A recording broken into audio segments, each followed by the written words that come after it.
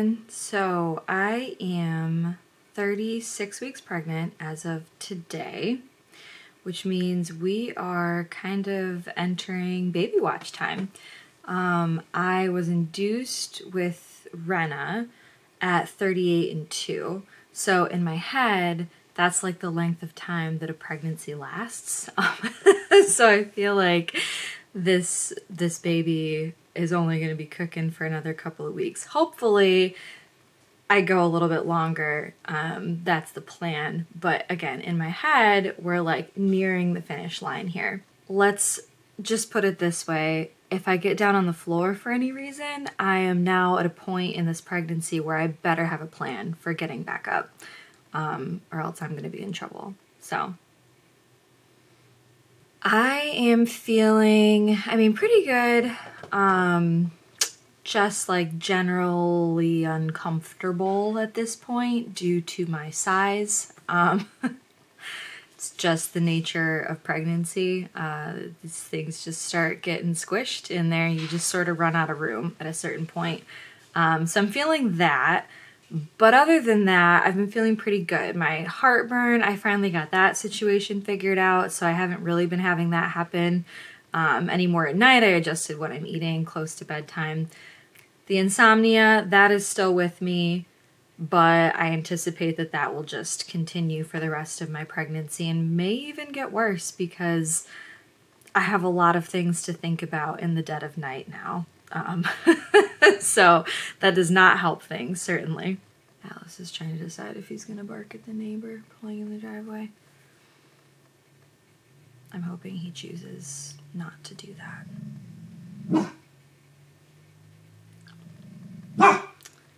Atlas. No. I do have a little bit of a sore throat thing going on, so I don't know what that situation is about. I'm hoping that goes away in the next couple of days. So kind of where are we at in our baby prep? Things that we have done to prepare for this baby. We had a little freezer prep party. I had some of my friends over last weekend and we all kind of worked together. Let's be real, they did most of the work, which was fabulous. Thank you, I love you. Prepped several recipes. There's some like soups, chili, some breakfast burritos, things like that to go into the freezer for postpartum. So I'm feeling much better about that. I have a little stash now where we can just kind of pull things out in that period of chaos that is like postpartum time. So that's done. We have ordered the remaining products that we feel like we need for baby, or things that we're going to want to have. So that delivery is on its way. We had our maternity photos done a couple weeks ago. I cannot wait to share those with you. They're in the process of being edited right now, so I will post some as soon as they're ready. Things we do not quite have done. Hospital bags. Not quite packed. We've been working on it. They're in the process of being packed. We're probably going to be finishing that up today. We do not have a name picked out yet. We do have a solid short list of names that we will probably just bring with us to the hospital and feel it out once baby's born and decide what name we think will suit her best. Rena, fun fact, has decided that the baby should be called Minky. She told me that once. I don't know if that's like a real, strong conviction that she has. I have no idea where she got that from. But I occasionally will ask her, what should we name baby sister? And the last time I asked, she said Minky. So, spoiler alert, we are not naming our child Minky. No offense if your name is Minky. I've never heard of that as a real name. But I suppose there are lots of names in the world that I've never heard of. So, if your name is Minky, please leave us a comment and let us know. And then we still need to do stuff like install the car seat, set up the bassinet. We have to finish, washing and organizing all the like newborn clothes, burp cloths, things like that. So some of that we're getting done today. And then probably next weekend, hopefully wrap up the rest of it. I don't know. We're feeling like crunch time now. So we kind of got to wrap up those last few things that like have to get done before the baby gets here, or we're just gonna run out of time. Anyway, we're getting down to the wire here, so I thought it would be a good time to kind of come on, give some updates, and also chat a little bit about my birth plan, in quotation marks, because you can't really plan anything about birth. Like, you can have a plan, but it's probably not how things are going to shake out unless you're very, very lucky. But if anyone's curious, I thought I would just share a little bit about my plans for this birth. It kind of compared to what my plan was with Rena's birth. Thought that might be interesting. So like I said, I use the word plan very loosely. I even put quotation marks around it on my actual like printed out birth plan that I'm going to take to the hospital. Fully aware that things can change, but this is kind of what I'm thinking at this point. So baby is currently transverse, which is the same way that Rena was positioned during labor. So sisters, am I right? If she doesn't turn on her own by my appointment next week, we will most likely be scheduling an ECV, which is an external cephalic version, to manually turn her, and then cross our fingers that she stays head down until I go into labor. So 37 weeks is technically considered full term. 40 weeks is going to be my due date, right? And I'm currently 36. I am still hoping to go into labor spontaneously, but if I don't, I have discussed with my doctor a plan to schedule an induction sometime during week 39, if I haven't gone into labor on my own by then. And if baby is not head down at the time I go to the hospital, whether, spontaneous labor or for an induction, we would probably attempt another ECV at that point to get her head down, so that I can proceed with my VBAC attempt. Something I want to discuss ASAP when I get to the hospital, whether it's, spontaneous labor or for an induction, is the timing and pros and cons of when to break my water. Because Rena had this unstable lie where she literally flipped during labor, and this baby seems to have like similar issues with positioning and getting in the correct position. I really want to avoid a situation where she's rotating out of that head down position during labor, because that's what happened with Rena that led to my C-section last time.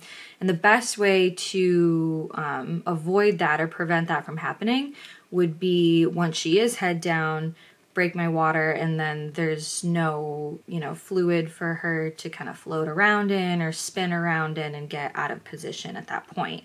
Kind of like locks her in. Now, there are risks with breaking my water too soon, which I'm aware of. Cord prolapse is a big one, where like the cord comes out and cuts off, the oxygen supply, which that's an emergency, obviously. Or even just like the risk of infection of having your water broken for too long. It kind of puts a timer on when they would want me to give birth, or else they probably would be encouraging me to go for a C-section if she's not born by a certain point from when they break my water. So the timing of that, like when to consider breaking my water as part of the labor process, whether it's induction or, natural labor, the timing of that is something that I'm going to have to kind of weigh out with my doctors at the hospital, depending on, the current factors at that time. So the other big item that I'm still kind of unsure about for my labor is an epidural. So I had this whole plan with Rena that I was going to have a completely unmedicated birth. Obviously that did not happen, which is kind of hilarious looking back at it now. Part of me would still love that on some level for this birth, but circumstances have like totally changed this time around. I'm in a completely different situation now, having had a C-section previously. So because I've had a C-section, attempting a VBAC, which is what I'm planning to do, there's always going to be the chance of uterine rupture, which would be a very big emergency and would result in, an emergency C-section at that time. So if that were to happen, I would need to be, knocked out under general anesthesia to have the C-section and get baby out ASAP. But if I already had an epidural placed at that time, they could, you know, use that to numb me and I could still be awake for the C-section, even if it was like an emergency situation. So that is appealing. Again, lots of kind of different factors at play there, and just something I'm gonna have to hash out with my doctors the day of, depending on my circumstances at that time and kind of what my body's doing and what is going to make sense. I think honestly the biggest difference in my birth plan between Rena's birth and this time around is that with Rena's birth, I had like a very set plan in my head and on paper of how this whole thing was going to go down. My labor, delivery, the, you know, aftercare, everything. And it was like locked in. I literally skipped the part of the like pregnancy prep books that talked about C-section because in my head it just was like not applicable to me. Which was a mistake, obviously, because I ended up with a C-section. Versus this time around, I would say I have a pretty flexible, open mindset to just kind of playing things by ear, like seeing how it shakes out, what makes sense depending on how my body is responding in the moment. Fairly low risk tolerance, I would say, this time.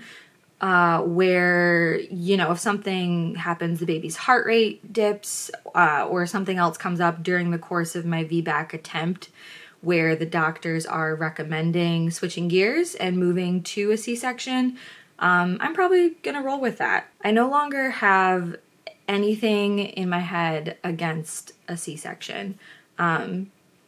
C-sections are great. C-sections are wonderful and magical. C-section probably saved both my life and Rena's life with her birth, when she turned sideways during labor, and cutting me open to get her out was literally the only way she was going to be getting out of my body. So thank God for modern medicine. Again, a very different perspective than how I felt the last time around. And ultimately, I, you know, trust the guidance of my doctors, and yes, I still have a plan A, B, and C laid out because that's just the kind of person that I am. But at the end of the day, I am way more flexible than I was during Rena's birth, to change plans and switch gears if need be, because all I really want at the end of the day is to get this baby out of my body in the safest way for both of us. And that is it. That is all that I care about. So that's it. That's all I've got. That's my birth plan in a nutshell. Thanks for tuning in, guys, and following along. And thank you for all the support that you've given me and us during this pregnancy. We will probably be taking a couple weeks to ourselves when she's born to get to know this new little love and kind of regroup as a family of 4. We'll also kind of be probably editing and posting some of these like final pregnancy vlogs a little bit delayed. But we look forward to sharing her with you ASAP. And that's it. That's the plan.